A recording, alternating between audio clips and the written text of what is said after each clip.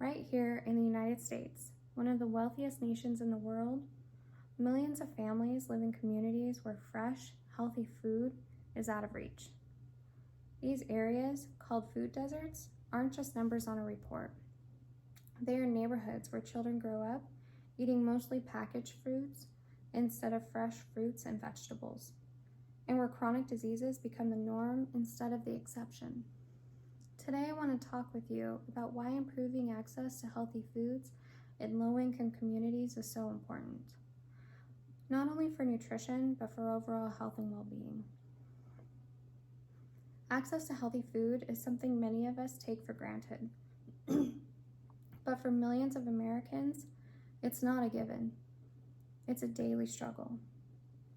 And this isn't just about groceries, it's about fairness, dignity, and giving families a real chance to live healthier lives. I spent time researching the realities of food deserts, and what I've learned is eye-opening. The fact that millions of Americans struggle with something as basic as access to fresh food makes this an issue we cannot ignore. My sources include government census data, nonprofit organizations, and research articles, all of which confirm the urgency of this problem.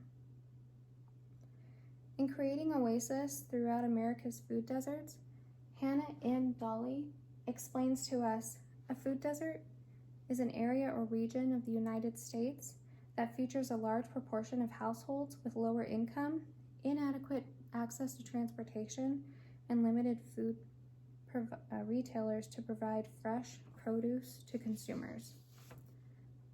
She goes on to write, 23.5 million Americans live in food deserts.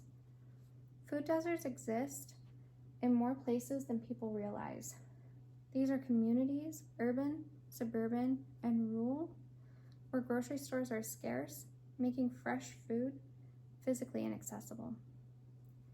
To understand this, we need to talk about low income.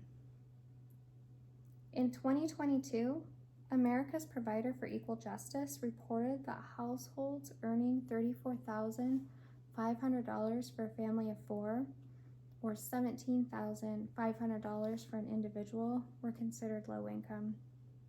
That's about 15% of Americans, or 50 million people, including 15 million children.